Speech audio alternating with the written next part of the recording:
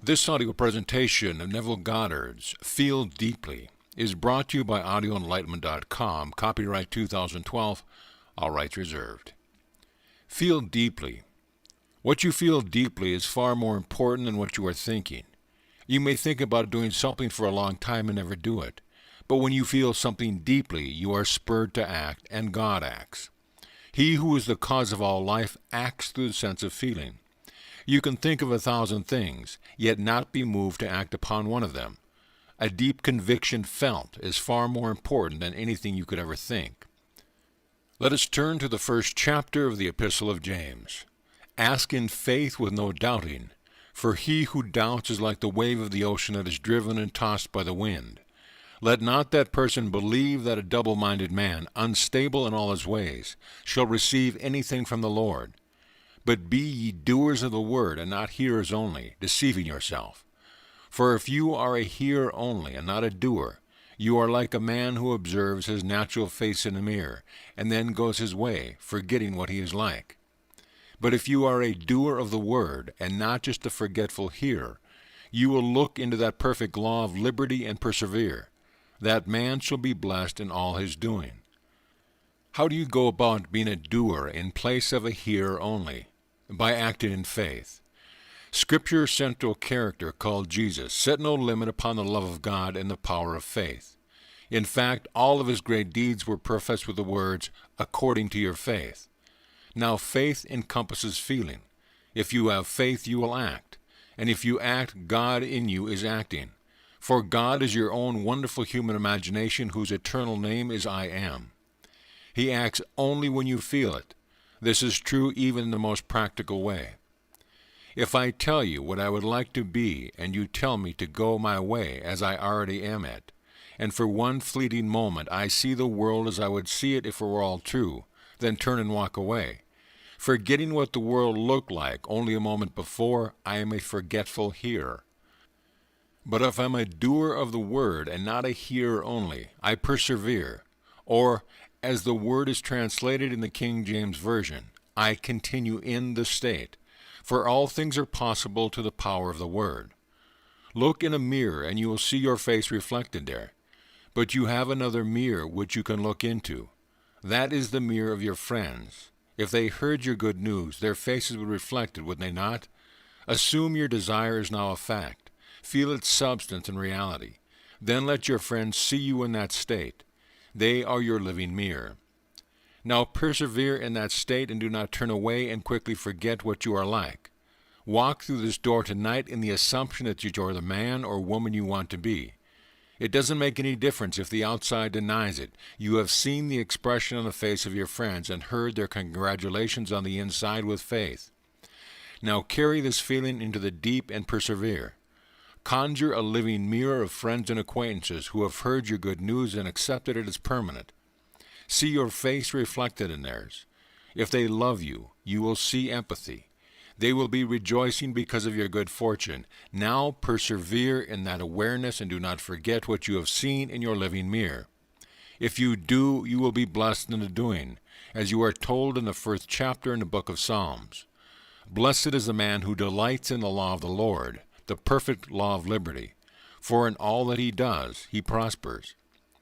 Were you not liberated from your past when you saw your friend's face reflecting what you wanted them to see? If you had left the state of poverty, sickness, or weakness behind and moved into the state of wealth, health, or strength, and your friends knew it, you would be set free from your former limitation. So looking into the perfect law of liberty and persevering, you are blessed in all that you do. I tell you from personal experience that this works, but we are the operant power. It does not operate itself. You may have heard this law by the hearing of the ear and read it of a book, but do you know that the law works from experience? Have you put it to the test? Have you proved it? If you have, then you can speak with an authority, which was not yours prior to the proving. May I tell you, through the use of this law you are completely set free.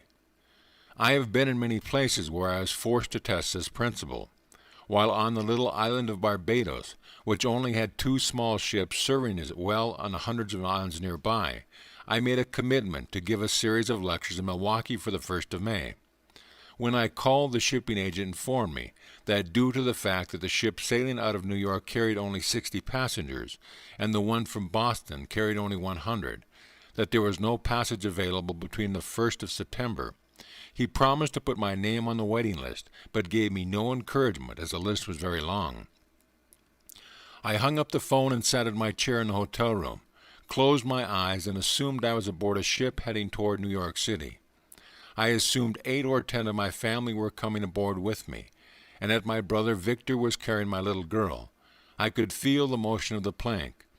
Having no stateroom committed, I remained on deck and placed my mental hands on the rail, and felt the salt of the sea there. Then I looked back nostalgically at the old little island. I repeated the action over and over again, feeling every step I made on that gangplank. I felt the rail and smelled the salt of the sea. I did everything that feeling would brought to bear upon, and when my action seemed natural, I broke it. The very next day I received information that I would be sailing on a ship which would land in New York City 1 week before my commitment in Milwaukee, which I did.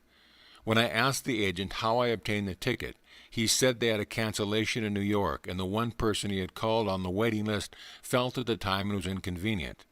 So knowing he could accommodate my wife, my little daughter, and myself in one cabin, he let us in.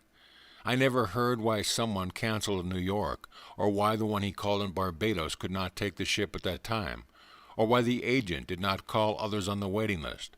I only know that I got the reservation I had imagined.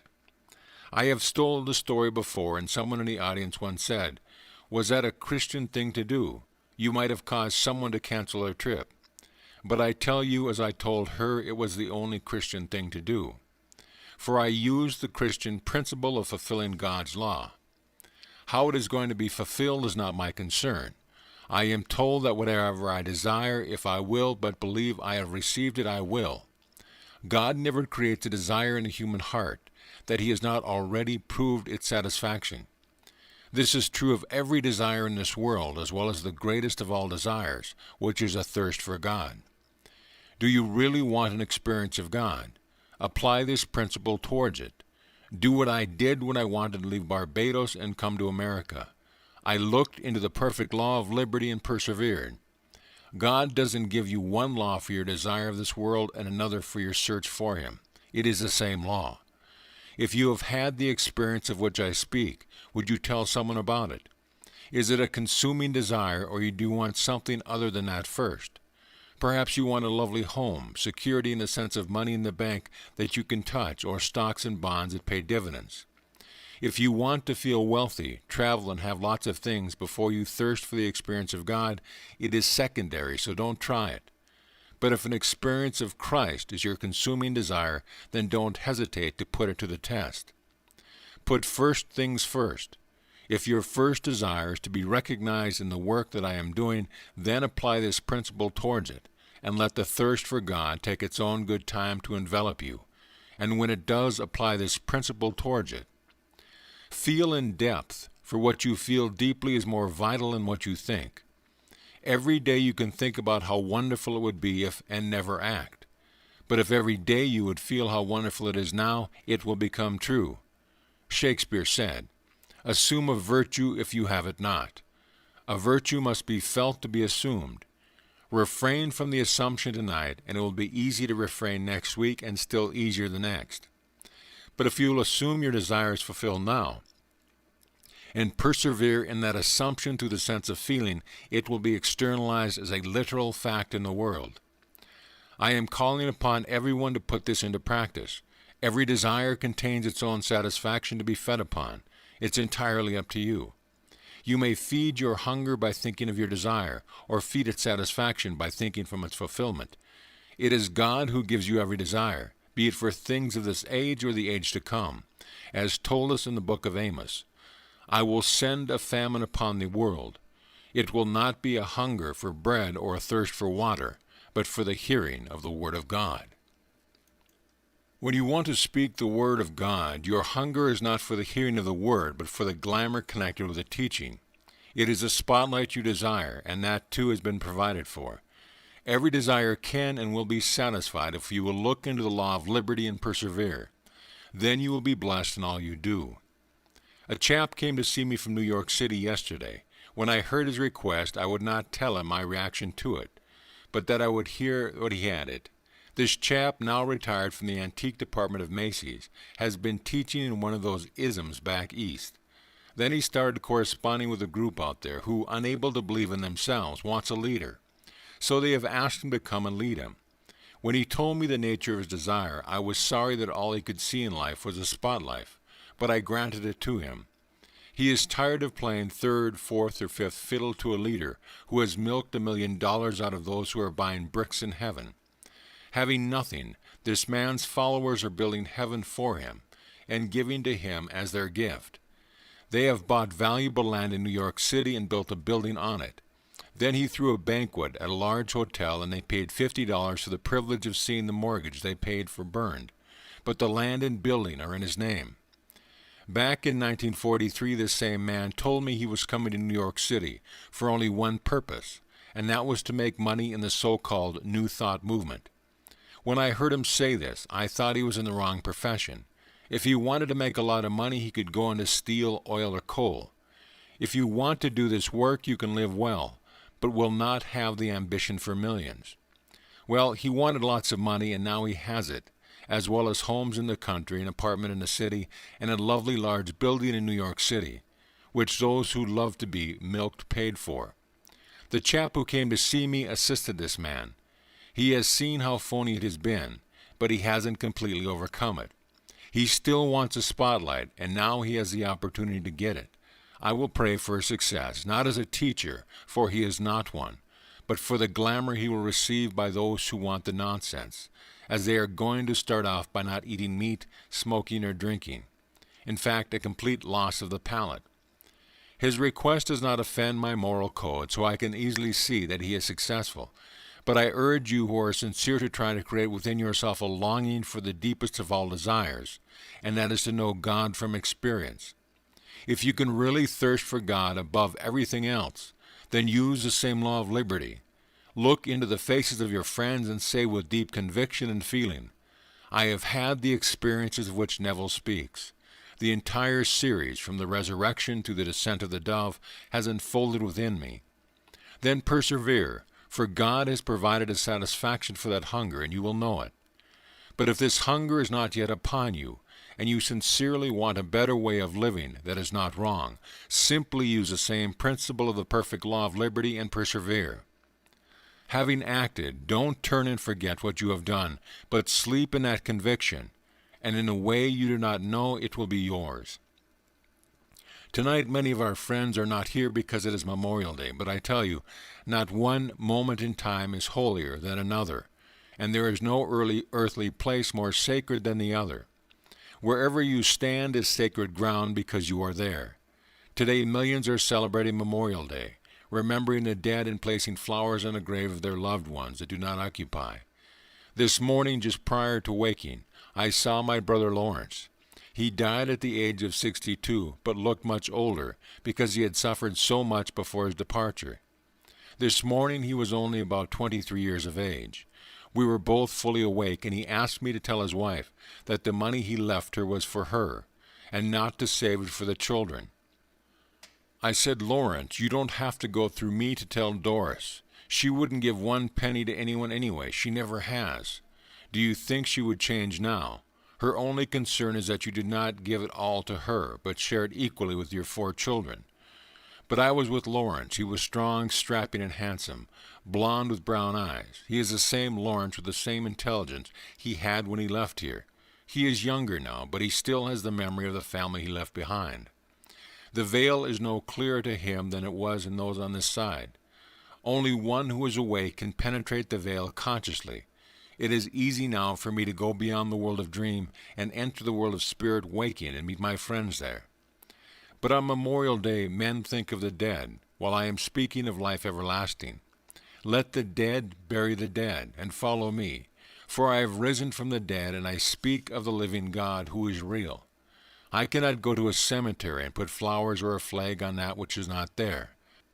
The body may have been placed there, but not the spirit. You are buried in the skull, and in that skull you will remain, dreaming your dream of life until you awaken and are born the second time. It is from there you are going to find David, who reveals you as God the Father. It is from there you are going to be split in two and ascend into the Holy of Holies. You were begotten in that skull, and you will end the drama there, to know you are one with the one and only living God. In the 25th and 27th chapters of the book of Genesis, the story is told of Isaac, who had two sons. The first, Esau, had hair all over, while the second son, Jacob, was hairless. Being blind, Isaac calls Esau and asks him to go get some venison for dinner. Jacob, having overheard the request, clothed himself in the skin of his brother Esau, and took the venison to his father Isaac. Hearing Jacob's voice, began to doubt, until he felt his reality and caught his odor. Satisfying himself that the son was real, Jacob was given the father's blessing. When Esau returned from the hunt, Jacob disappeared, but Isaac said, "Although your brother came through deception, I have given him your blessing, and I cannot take it back." After smothering yourself in feeling, you have sent it on its way and cannot take it back. For prayer is nothing more than the subjective appropriation of an objective hope. Imagine by giving objective reality to your hope. Hair is the most objective thing on the man. Bring your hope so close that you can feel what it would be like if you were objective to you. Clothe yourself in that feeling, and you have clothed yourself in the reality of an Esau. The world will not immediately reflect your feeling, but you have set your desire in motion and cannot take it back.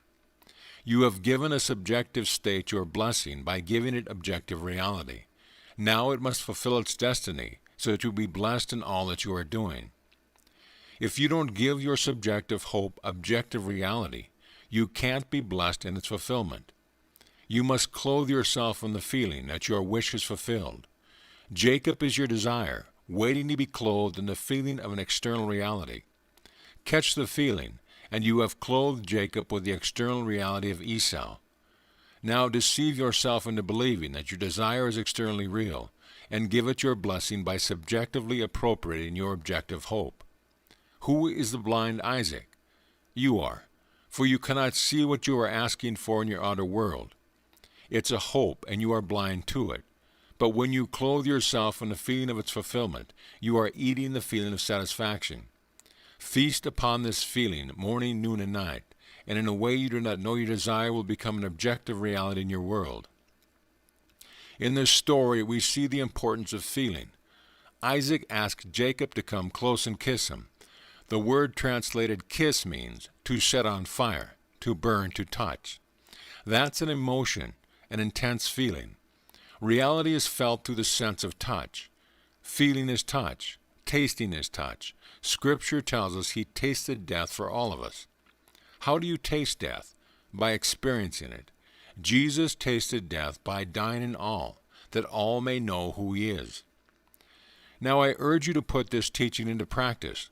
He taught you to simply appropriate a subjective state, which is your objective hope, and know it must externalize itself in your world. Do that, and it will. Ask in faith, without a doubt. For those who doubt are like the wave of the sea that is driven and tossed by the wind. They are double-minded, for they know what they are while desiring to be something else. You must be single-minded by dropping what you believe you are, and assuming that you already are what you desire to be, for you cannot desire something you already possess.